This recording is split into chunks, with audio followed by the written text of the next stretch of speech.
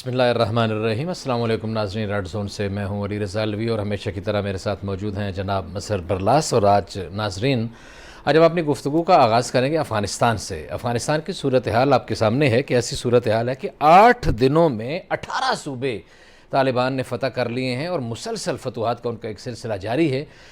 جہاں طالبان کی طرف سے فتوحات کا سلسلہ جاری ہے تو دوسری طرف ہم افغانستان کے اندر سے اور افغانستان کے باہر سے اور 20 برس تک افغانستان میں برسر اقتدار رہنے والے امریکہ اور امریکیوں کی طرف سے یہ دیکھ رہے ہیں کہ ان کے لب و لہجے میں خاصی تبدیلی آ چکی ہے اور ان کا لب و لہجہ ایسا ہو چکا ہے کہ جیسے وہ پاکستان کے مورد الزام ٹھہرانے کی کوشش کر رہے ہیں۔ پاکستان کو کہتے ہیں کہ ان طالبان کو سمجھانے کی کوشش کیجئے، پاکستان کو کہتے ہیں کہ جناب ہماری یہ بھی بات منوا دیجئے، یہ بھی بات منوا دیجئے، جتنا ہو سکتا ہے مذاکرات کی میز پر لائے ہیں۔ دوحہ میں آپ کو ساتھ بٹھایا ہے اور بہت سارے معاملات کو آپ کے ساتھ لے کے چلے ہیں، لیکن پاکستان کو مورد الزام مت ٹھہرائیے۔ اس تمام تر صورتحال پر ہم بڑی تفصیلی بات کریں گے۔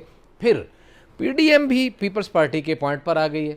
پاکستان پیپلز پارٹی کا کہنا یہ تھا، آپ کو پتہ ہے کہ انڈور تبدیلی چاہیے، ان ہاؤس تبدیلی چاہیے اور باہر والے معاملات جو ہیں اور استعفوں والے جو معاملات ہیں ان کو بعد میں دیکھا جائے۔ ابھی ہم نے دیکھا مولانا فضل الرحمان نے ایک گفتگو کی، مولانا فضل الرحمان کی گفتگو بڑی نپی تلی تھی، ان کا لب و لہجہ بڑا تبدیل تھا، بڑا شائستہ تھا۔ جو شدت تھی، جو غصہ ہوا کرتا تھا اسمبلیوں سے نکل جاؤ، استعفے دے دو، اس میں خاصی تبدیلی آ چکی تھی اور ان کا کہنا یہ تھا کہ اب ہم کریں گے کیا؟ ہم یہ کریں گے کہ اگلی الیکشن کی تیاری کریں گے۔ تو اس کا مطلب یہ ہے کہ اب کچھ نہ کچھ گڑبڑ ہے یا کچھ تبدیلی آئی ہے، کچھ بہتر چیز آئی ہے، حالات کو جو خراب کرنے کی بات تھی یا حکومت کے لیے جو خطرات تھے شاید وہ ٹل چکے ہیں یا نہیں ٹلے۔ پوچھیں گے مظہر اللہ صاحب سے، اس پہ بھی بات کریں گے اور آخری سیگمنٹ میں ہم بات کریں گے نجی تعلیمی اداروں کے حوالے سے اور نجی ہسپتالوں کے حوالے سے جو بصد معذرت بچر ہاؤسز بن چکے ہیں، قصاب خانے، ذبح کرتے ہیں۔ اگر آپ کے بچے تعلیمی اداروں میں پڑھ رہے ہیں، نجی تعلیمی اداروں میں، تو آپ ان تعلیمی اداروں کے مالکان کے ہاتھوں کتنے بلیک میل ہو رہے ہیں، کتنے ذبح ہوتے ہیں، آئے دن فیسوں میں اضافے، اور وہ جو کہ کورونا کی وجہ سے اسکول بند ہیں، بچے ایک دن اسکول جاتے ہیں، ایک دن چھٹی ہوتی ہے اور بہت سارے اسکولوں میں تعلیمی سسٹم بھی پوری طرح نہیں ہے، تو وہاں اساتذہ کی تنخواہوں پہ کٹ لگا دیا گیا ہے لیکن والدین کی جیبوں پر اور ٹیکس لگا دیا گیا ہے۔ حتیٰ کہ جو اگر والد ساتھ دھمکیاں دی جاتی ہیں کہ اگر آپ نے فیسیں جمع نہیں کرائیں تو آپ کے بچوں کو نکال دیا جائے گا۔ تو یہ ساری صورتحال ہے، اس پہ بھی بات کریں گے۔ ہسپتالوں میں بھی اسی طرح صورتحال ہے کہ اگر خدا نخواستہ آپ بیمار ہو گئے اور اگر آپ کو مریض کو وہاں لے کے جانا پڑ گیا تو پھر کیا ہوگا، یہ اللہ ہی وارث ہے۔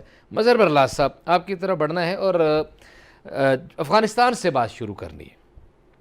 8 دنوں میں 18 صوبے فتح کر لیے ہیں طالبان نے، اتنی تیزی کے ساتھ۔ اور جب یہ طالبان کے ایک پریس کانفرنس کر رہے تھے اور انہوں نے جب یہ بات کی تھی کہ ہم چاہیں تو دنوں میں پورے افغانستان پر قبضہ کر سکتے ہیں، اس وقت لوگ ہنسے تھے، مذاق اڑایا تھا کہ بڑی عجیب سی بات ہے، بڑی بونگی بات کر رہے ہیں، لیکن انہوں نے جو دعویٰ کیا تھا وہ کر کے دکھا دیا۔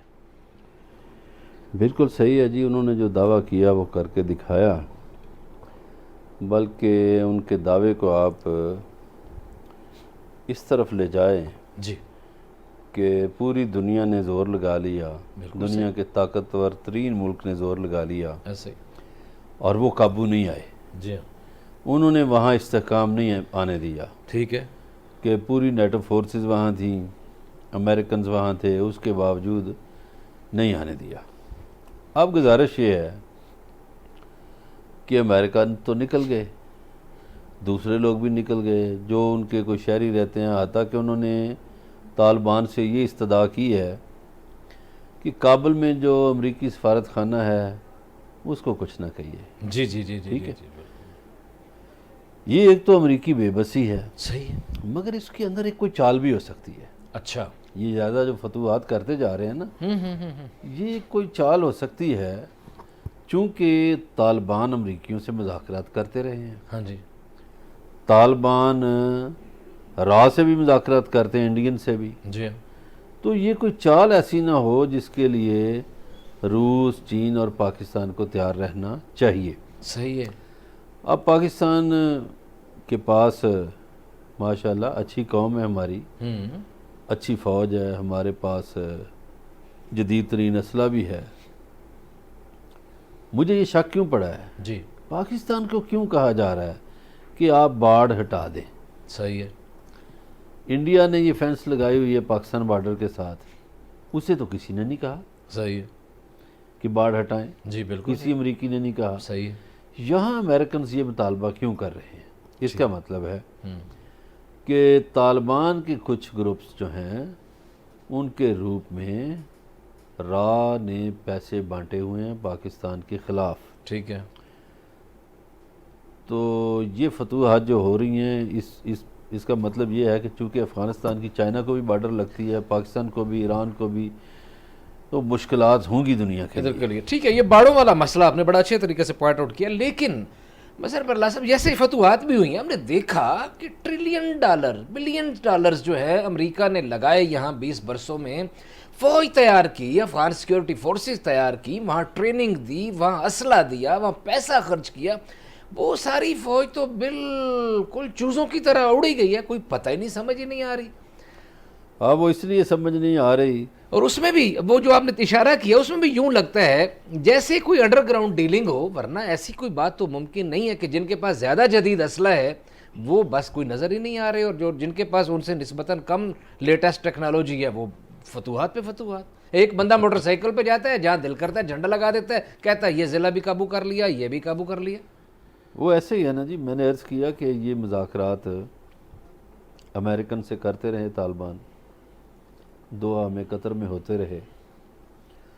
اس سے بھی ذرا ماضی میں چلے جائیں جی. تو رشیا کے خلاف جو اتحاد بنا ہوا تھا اس کے مہرے تو یہی طالبان تھے. درست ہے. تو اس کا مطلب ہے ان کی امریکہ سے پرانی دوستی ہے، یارانہ ہے. درست ہے. ٹھیک ہے جی. صحیح. اب پرانا یارانہ پرانا ہی ہوتا ہے.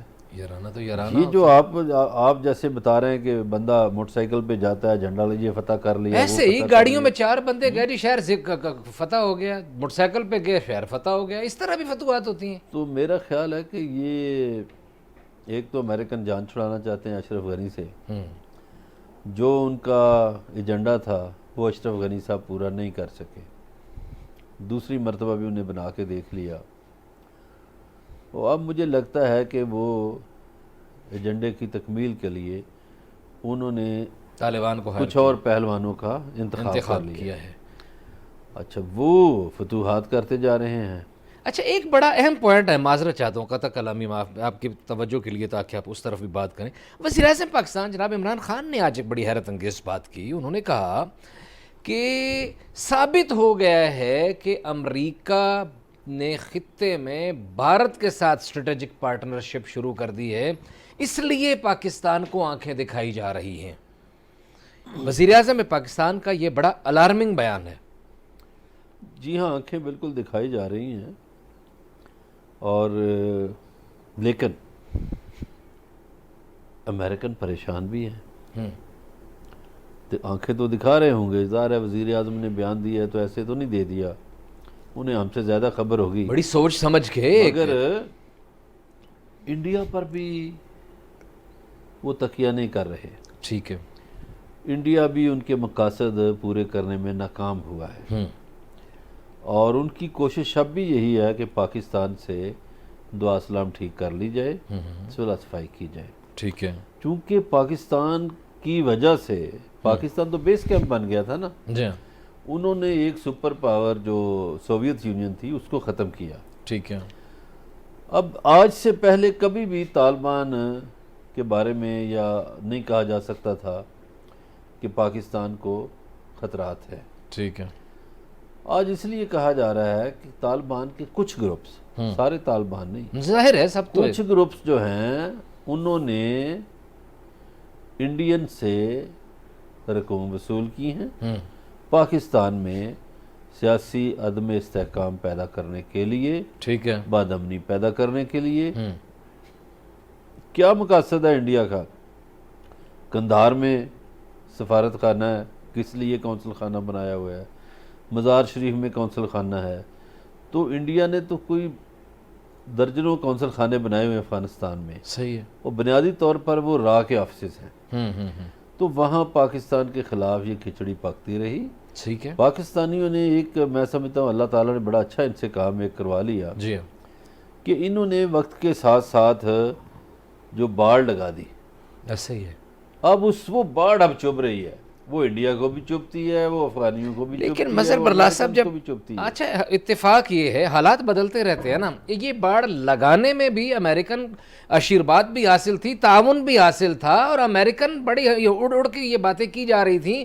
امریکہ کی طرف سے بھی اس زمانے میں بیانات آیا کرتے تھے کہ یہ بڑی اچھی بات ہے, لیکن آج حالات بدل گئے ہیں تو یہ باڑ بھی تکلیف دے رہی ہے. اس حوالے سے کچھ اور بھی گفتگو کی وزیر اعظم پاکستان جناب عمران خان نے. میرا خیال ہے آپ کو گفتگو کا ایک ٹکڑا وہ سناتے ہیں, پھر اس میں تبصرہ کرتے ہیں.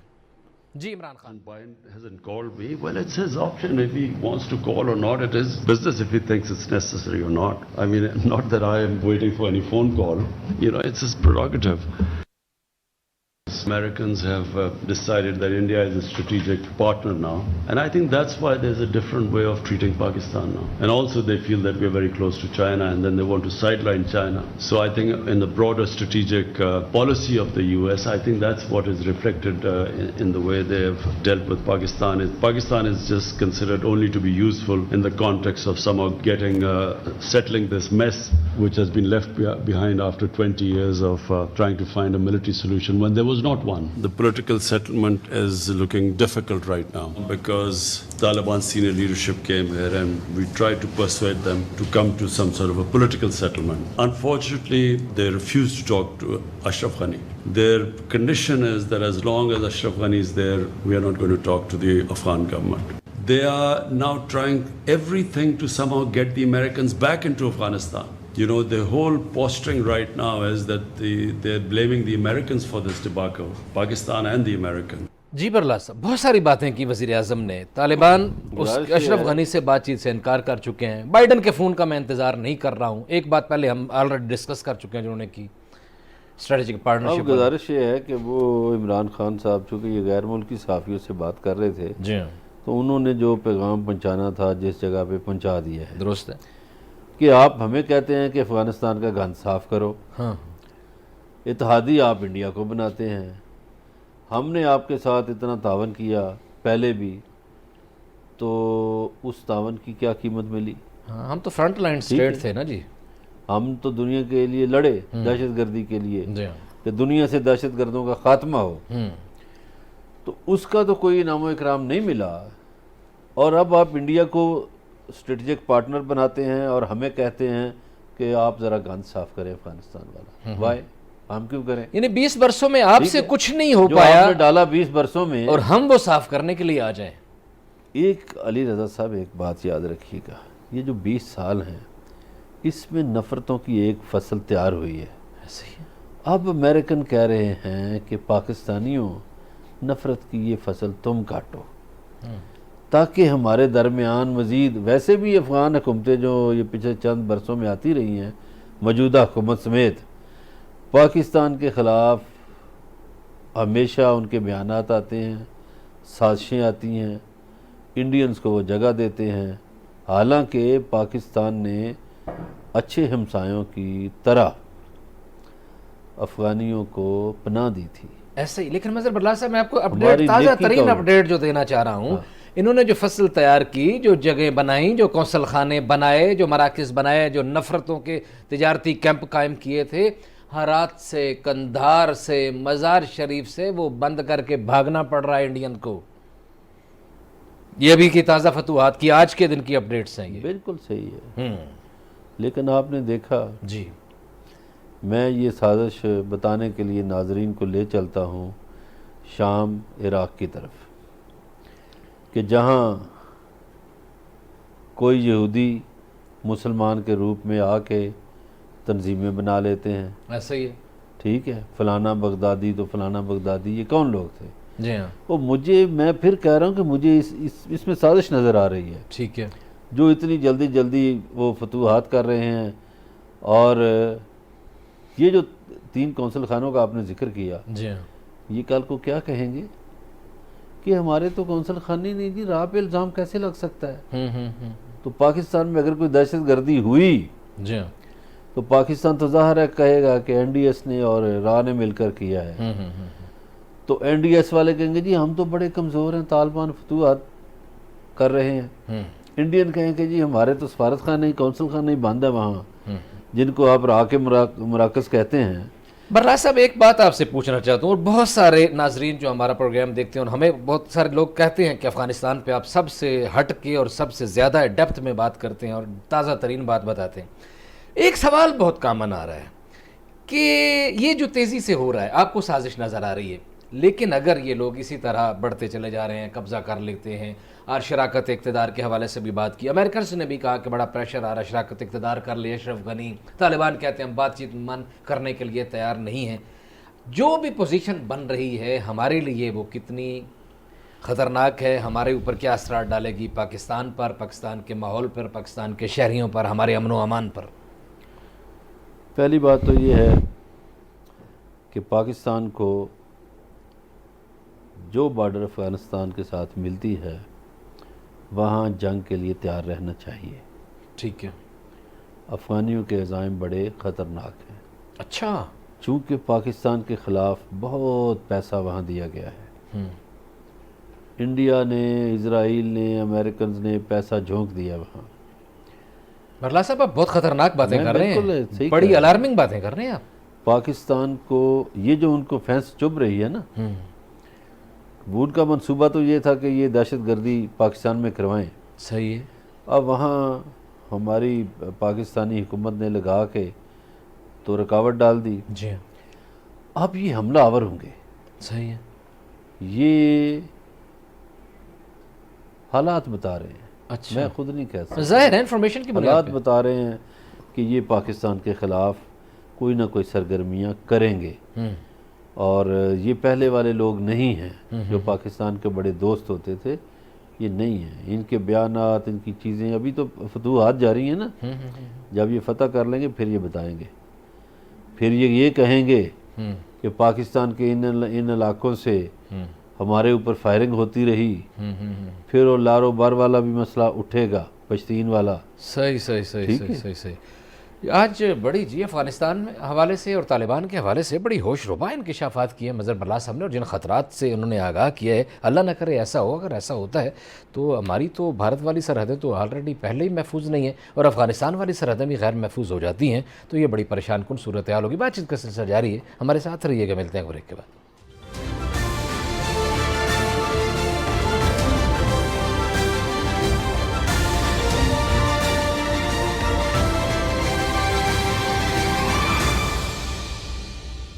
ویلکم بیک ناظرین. بریک پہ جانے سے پہلے ہم بات کر رہے تھے افغانستان کی. پاکستان کے امور کی طرف بڑھتے ہیں. P D M Peoples Party کے پوائنٹ پر آ گئی ہے. پیپلز پارٹی کے پوائنٹ پہ کیسے آ گئی؟ پاکستان پیپلز پارٹی والے کہتے تھے کہ ان ہاؤس تبدیلی کے لیے ہمیں کام کرنا چاہیے، ہمیں تحریک عدم اعتماد لانی چاہیے، کوئی اس طرح کے باقی معاملات کی طرف بڑھنا چاہیے. مسلم لیگ نون اور باقی سیاسی جماعتیں اس بات پر مصر تھیں کہ نہیں، استعفے دیں. اس وجہ سے راہیں بھی جدا ہو گئیں. بہرحال مولانا فضل الرحمان نے ایک گفتگو کی ہے. ایک اجلاس ہوا تھا 1-2 دن پہلے. وہاں انہوں نے اجلاس کے بعد کیا گفتگو کی، پہلے وہ آپ کو گفتگو سناتے ہیں پھر اس پہ تبصرہ کرتے ہیں. مولانا فضل الرحمان. ملک اس وقت انتہائی سنگین داخلی اور خارجی خطرات سے دوچار ہے، اور اس جاری حکومت کو ملک کے اندر اور باہر ہر محاذ پر مکمل طور پر ناکامی کا سامنا ہے. ملک کو داخلی مسائل کے ساتھ سنگین ترین خارجہ خطرات نے پاکستان کو اس وقت بدترین عالمی تنہائی کا شکار بنا دیا ہے. افغانستان میں رونما صورتحال پر سلامتی کونسل کے اجلاس میں پاکستان کو بیٹھنے کی اجازت دینے سے انکار سے ملک کا مفاد ہی تباہ نہیں ہوا بلکہ ملک کے وقار کو بھی تباہ کر دیا گیا. جی مظہر برلا صاحب، یہ کلپ تھوڑا مختلف ایک اور حوالے سے ہے، لیکن جو باقی بھی گفتگو کی گئی، ہم پہلے اس کی گفتگو پہ بھی تھوڑی سی بات کر رہے تھے. ہر محاذ پہ حکومت کو ناکامی کا سامنا، ہر محاذ پہ، اندر بھی باہر بھی عالمی تنہائی کا شکار ہو گئے ہم.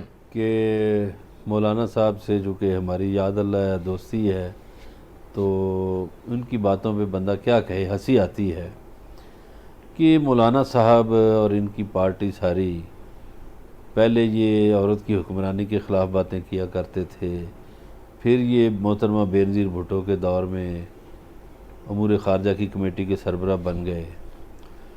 پھر مولانا صاحب کوئی 2-3 بار کشمیر کمیٹی کے چیئرمین رہے اور کشمیر کے لیے کچھ نہیں کر سکے.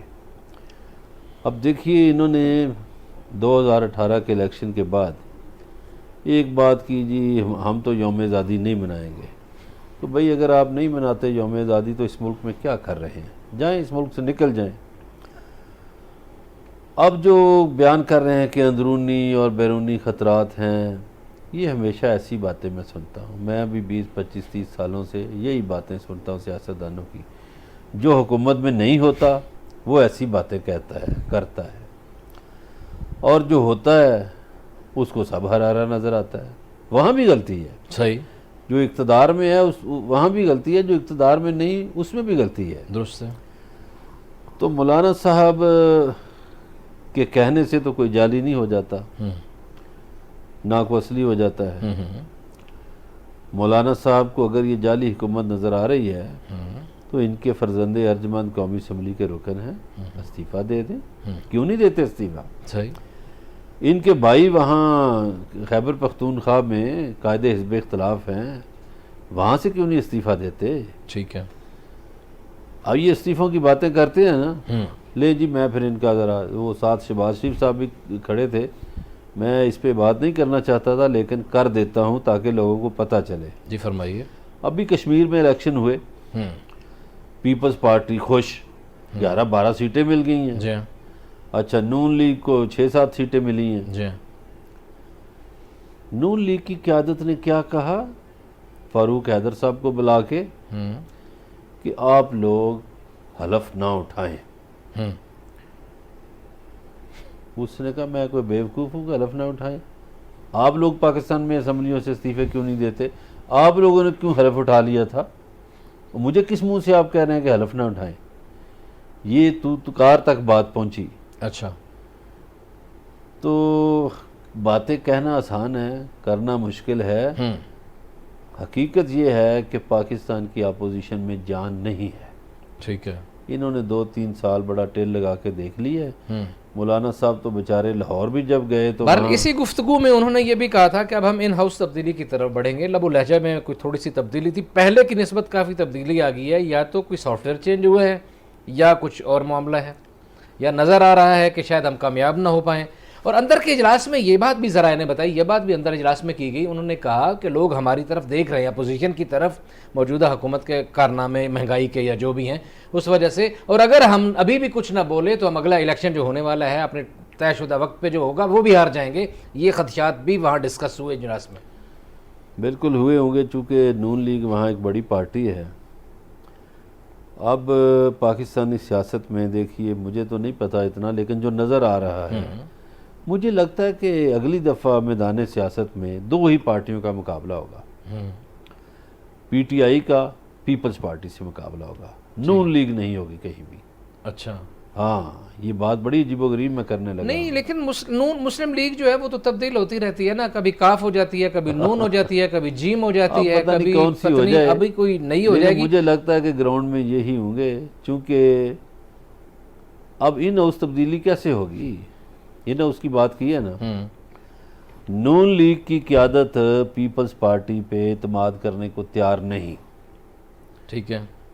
وہ ان کی قیادت ہے، ان کے اندرون خانہ جو میٹنگیں ہوتی ہیں نا، وہ یہ کہتے ہیں نون لیگ کے اکثریت لیڈر کہ جناب والا پیپلز پارٹی نے ہمیں فلاں موقع پہ دھوکہ دیا، فلاں موقع پہ دھوکہ دیا، ہر جگہ دھوکہ کھانے کے لیے کیا حامی ہیں. اور یہ جو نیا ایک خواب لے کر آئے ہیں کہ جی پنجاب میں تبدیلی کا، تو انہوں نے کہا ہم کیسے ان کے ساتھ کریں، ہم کیسے اعتبار کریں ان کا. اصل بات یہ ہے علوی صاحب کہ یہ ایک دوسرے پہ اعتماد کرنے کے لیے تیار ہی نہیں، اعتماد ہی نہیں ہے. ایک ہی بات یہ بھی کی گئی کہ بھئی اس موقع سے فائدہ اٹھانا چاہیے. پاکستان تحریک انصاف میں بہت زیادہ لڑائیاں جھگڑے اندرونی طور پر چل رہے ہیں اور ان جھگڑوں سے ہمیں فائدہ اٹھانا چاہیے. انہوں نے یہ بھی بات کی. بات یہ ہے، ابھی ہم پچھلے ہفتے ایک پروگرام کیا تھا نا انجینئرنگ کونسل کے حوالے سے، جی وہ نجیب ہارون صاحب بن گئے ہیں نا. جی ہاں جیت گئے. ان کو 7,000 ووٹ کس نے دلوایا؟ خورشید شاہ کے بھائی نے. ٹھیک ہے. صحیح. تو اس کا مطلب ہے پی ٹی آئی اور پیپلز پارٹی تو کسی نہ کسی جگہ پر ایک ساتھ ہیں, ایک پیج پر ہیں, اکٹھے ہوں گے. صحیح ہے. 7,000 ووٹ دلوایا. جی ہاں بالکل ایسے ہی ہے. ٹھیک ہے. ہاں جی. اور خورشید شاہ کے بھائی نے دلوایا. نہیں, خورشید شاح کے بھائی نے بھی یقیناً دلوایا اور ہوگا. اسمبلیوں سے استعفے دینے کی بات تھی تو کس نے روکا تھا استعفے لیکن نہ دو؟ قریشی صاحب نے اس نے یہ بھی کہا تھا کہ بہت حکومتی پریشر ہے وہاں, چیف جو ہے سیکٹری وہ انوالو ہے, لسٹیں بلا کے انجینئرز کو ڈرا دھمکا کے کہا جا رہا ہے. میں نے جہاں سے ان کو زیادہ ووٹ ملا ہے وہاں کی بات کر رہے ہیں. ہاں نہیں, اوور آل ٹھیک ہے, بات ٹھیک کر رہے ہیں. اب گزارش یہ ہے کہ استعفوں سے کس نے روکا تھا؟ پیپلز پارٹی نے روکا تھا نا. جی جی. تو ان کو سمجھ نہیں آئی ابھی تک لگے ہوئے ہیں. ہاں, اور دوسری بات بھی یہ کشمیر کے جو حوالے سے بات کی ہے, کشمیر میں بھی پاکستان پیپلز پارٹی نے گین کی ہے. اسے پچھلے دور میں پاکستان پیپلز پارٹی کی آزاد کشمیر میں ٹوٹل 3-4 سیٹیں تھیں, ابھی 11-12 پہ چلے گئے ہیں. تو اس کا مطلب یہ ہے کہ انہوں نے خاصی کامیابی حاصل کی ہے, اور آگے بھی بہرحال جیسے توقعات ہیں کہ مقابلہ پاکستان پیپلز پارٹی اور تحریک انصاف کا ہوگا. مظہر برلا صاحب یہ سمجھتے ہیں. بات چیت کا سلسلہ جاری ہے, ہمارے ساتھ رہیے گا, ملتے ہیں بریک کے بعد.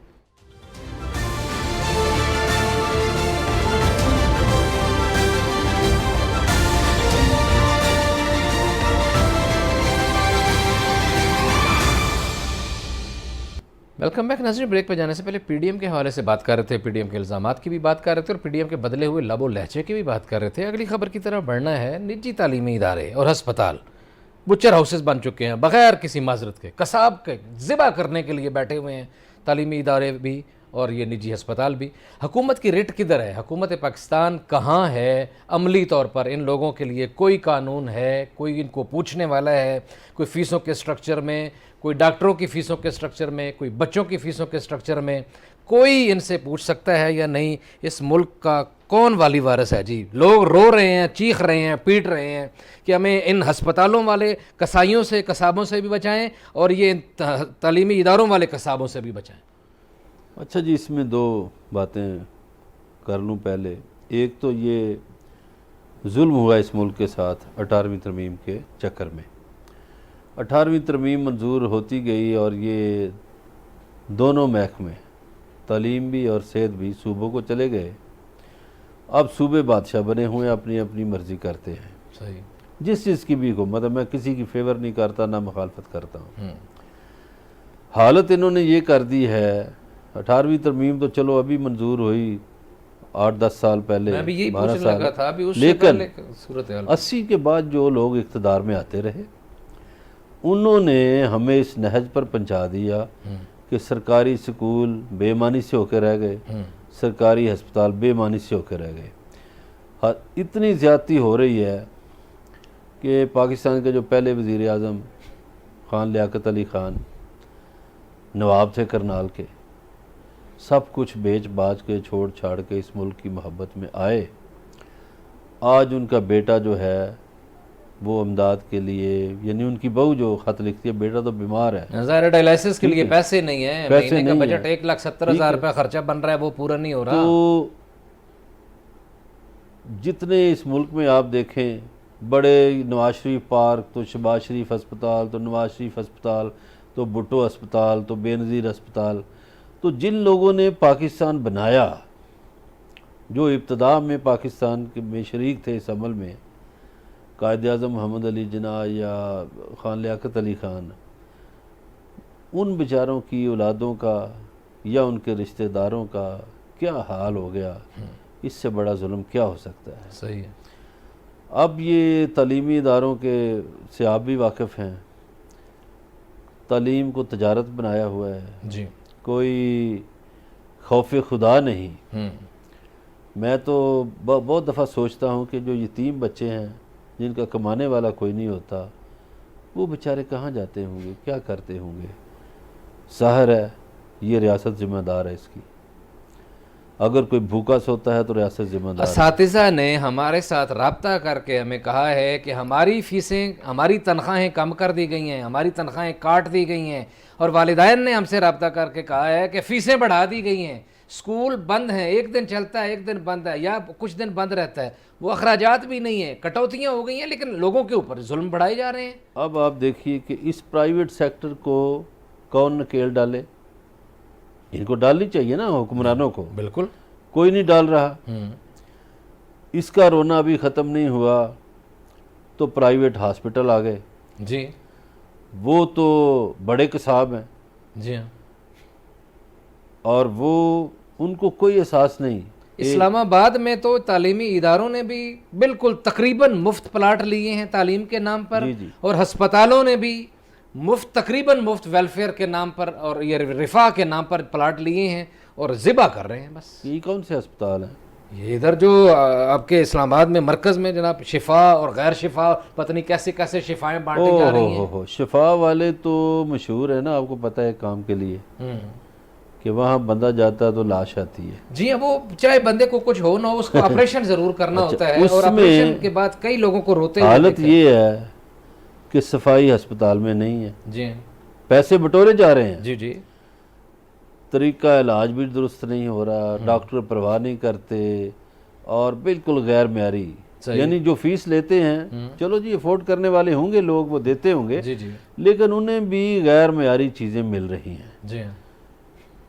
اب پھر حکومتوں پہ غصہ ہے کہ یار اتنے سال گزر گئے، اتنی آبادی بڑھ گئی، جی آپ نے سرکاری اسپتال کیوں نہیں بنائے؟ صحیح. ان کو جو مفت پلاٹ دیتے ہو جی جی. تو آپ خود ہاسپٹل بنائے، گورنمنٹ خود تعلیمی ادارے بنائے. اتنی این جی اوز کو بانٹ دیے پلاٹ، جی جی. اتنے ہسپتالوں کو بانٹ دیے پلاٹ، اتنے ایجوکیشن اداروں کو بانٹ دیے، آپ خود بنائیں بھائی. اور یہی حالت لاہور میں ہے، یہی کراچی میں ہے. کس کس شہر کا رونا روئے، کس کس جگہ کا رونا روئے. لیکن مظہر برلا اور یہ جی تازہ ہے جی، پرائیویٹ سیکٹر ہے جی، فلانا ہے. میں تو یہی کہوں گا، کل چونکہ ہمارا یوم آزادی بھی ہے، کہ تازہ ہوا کے شوق میں اے ساکنان شہر اتنے نہ در بناؤ کہ دیوار گر پڑے. جی بالکل ایسے ہی ہے جی. تازہ ہوا کے شوق میں ایسا کہ نان شہر اتنے نہ در بناؤ کہ دیوار گر پڑے. یہ صورتحال ہے، اور بہرحال یہ اذیتناک صورتحال ہے. اس کی ذمہ داری بہرحال اس آزادی کے موقع پہ حکومت پاکستان سے یہ التجا ہے وزیر اعظم عمران خان صاحب سے کہ نئے اسپتال نہیں بنا سکتے، بجٹ نہیں ہے، پیسوں کی کمی ہے، فارن فنڈنگ نہیں ہو رہی، اور بہت سارے معاشی مسائل ہیں. یہ تو ہو سکتا ہے کہ جو ادارے چل رہے ہیں ان کو ٹھیک کر لیا جائے، ان کو نکیل ڈال دی جائے، کوئی قانون ایسا بنا لیا جائے جس سے عام آدمی کو سکون ہو. آج اتنی آپ سے ملاقات ہوگی، کل اپنا خیال رکھیے گا. اللہ نگہبان.